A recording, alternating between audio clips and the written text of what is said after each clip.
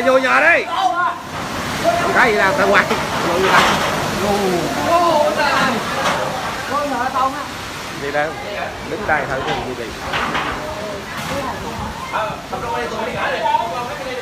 Cô bác bên đây này. Cô bác bên đây này, cô lên đây này. Cô đây này. Tắm mà. Tắm mà. Nhỏ cái.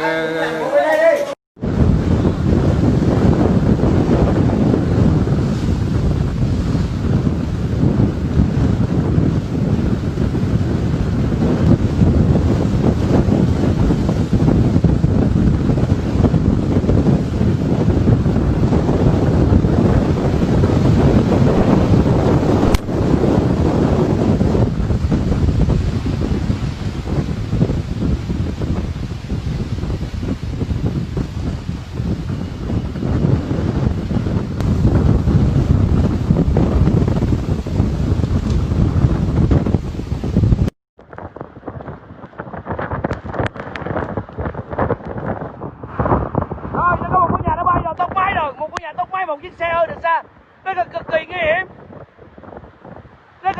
hiểm, một chiếc xe hơi đã quay đầu.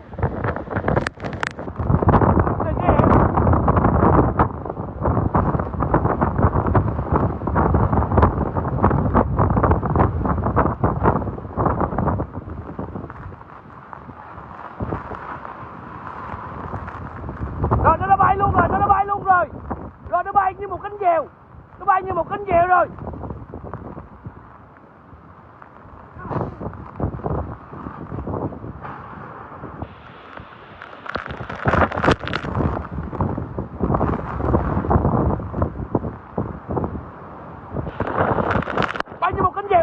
diều rồi các bạn ơi. Đây rất là nguy hiểm, có đường băng ở đâu.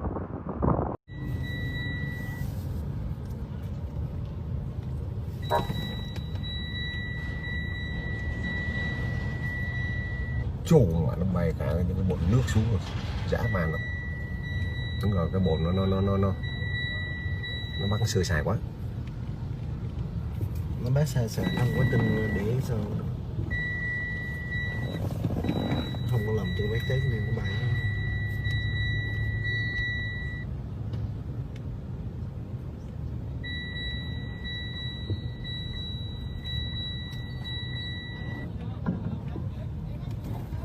Tao mới đã bắn này.